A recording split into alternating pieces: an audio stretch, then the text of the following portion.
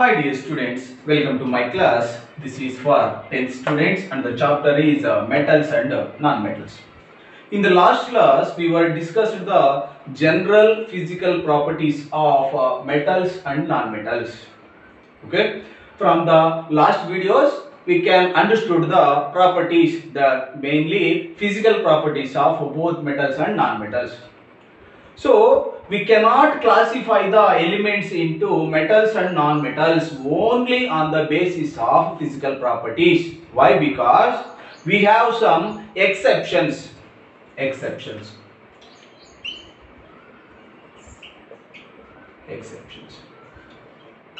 So we know that generally metals are solid in state. Generally metals are solid in state. But Hg, mercury symbol Hg is a liquid in state. Liquid in state. Liquid in state at room temperature. At room temperature. Room temperature. So we know that metals are solid in state, but mercury is in a liquid state at a room temperature. And also metals have high melting point. Metals have high melting point, but this gallium, gallium, and one more is cesium.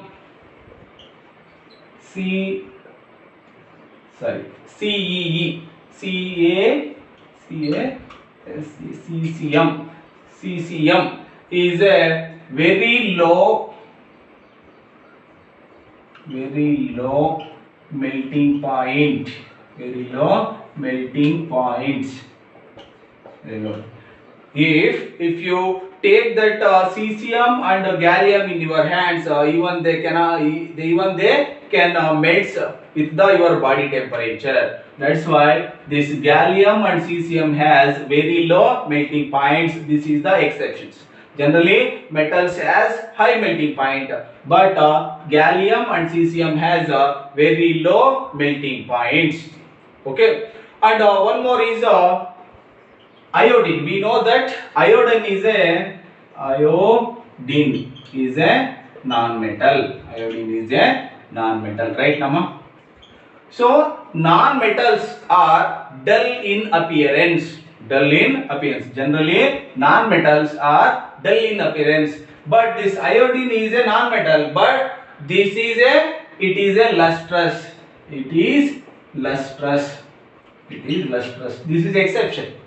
Non-metals always dull, but exception is there. That's why iodine is a non-metal, but it is lustrous. It is lustrous. So we know that one more is carbon. Carbon is a non-metal right now. Carbon is a non-metal, but that can exist in the different forms.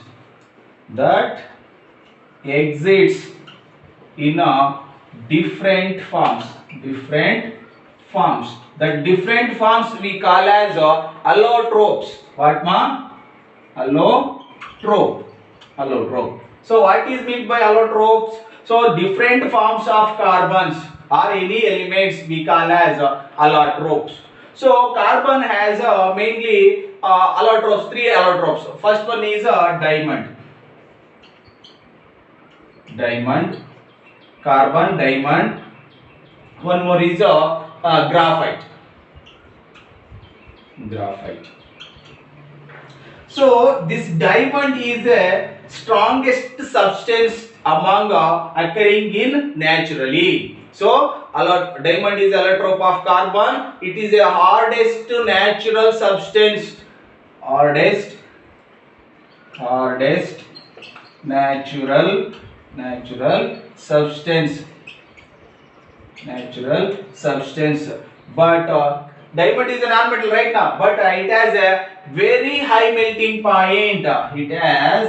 It has very high melting point.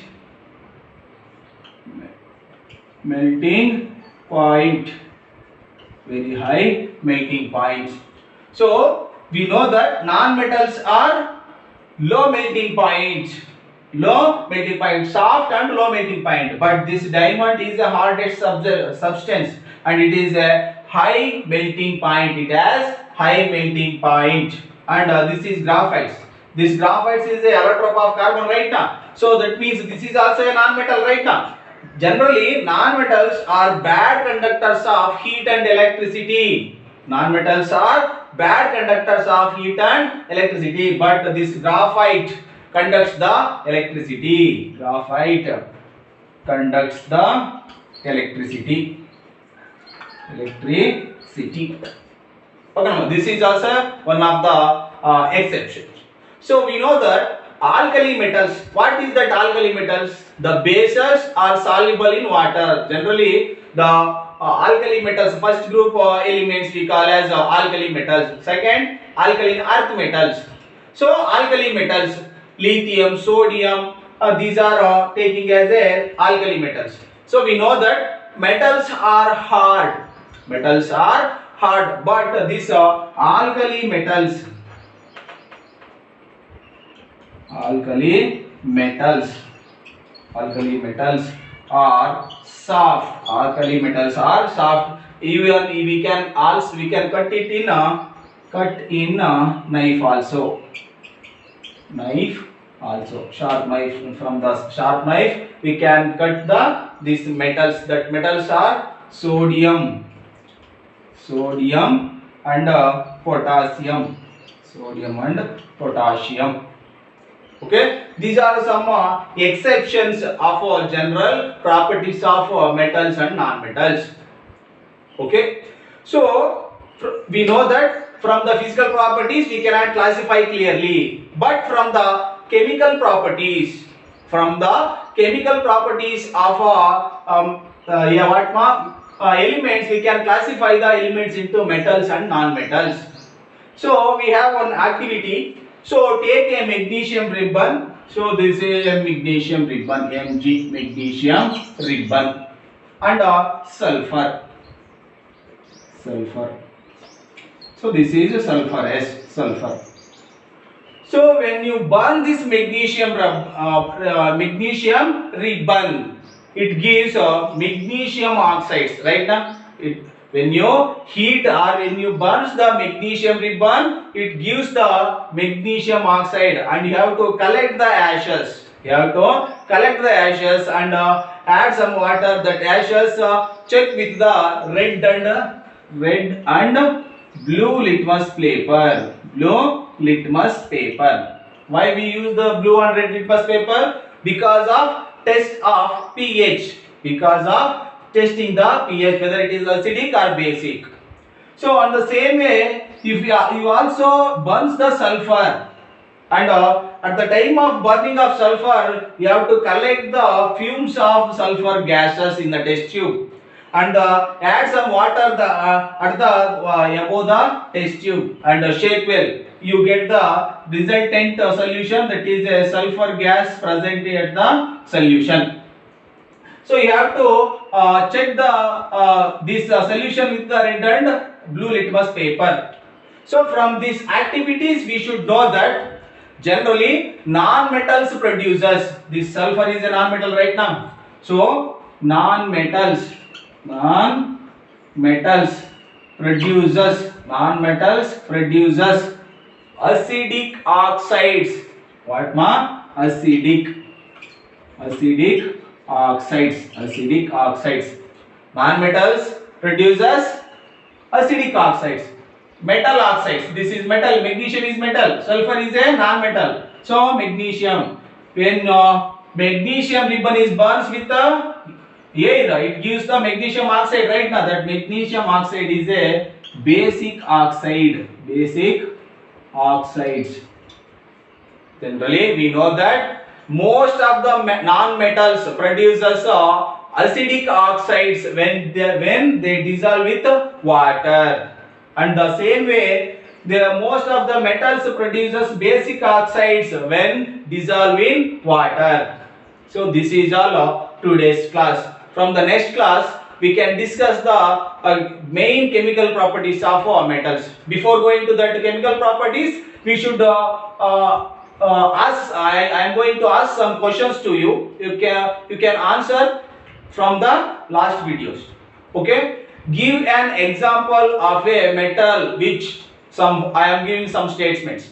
So first statement is a dash is a liquid at room temperature. That means which metal is a liquid at room temperature? Which metal amma? Mercury.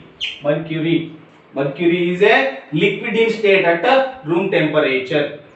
So which metal can be easily cut with a knife? Which metal ma is there? Knife, cut in knife. Alkali metals, generally sodium, Na, potassium, K. So these are the metals we can cut with the knife. So next, dash is the or which is the best conductor of heat? So generally silver or copper. Silver and copper are the two best conductors of heat among metals. Okay. Next, which is a poor conductor of heat? So lead, Lead, lead and mercury. Lead and mercury are the poor conductors of heat among metals. So next is, what do you know that about the malleable and ductiles? So what is that malleable? Malleability is a special property of metals. So the metals which can drawn into sheets, thin sheets, that is what malleable. So ductile means, so it is a property of a metals. The metals are turned into wires. This is what ductiles. Okay. In the next class we will discuss the chemical properties of metals. Okay. Thank you.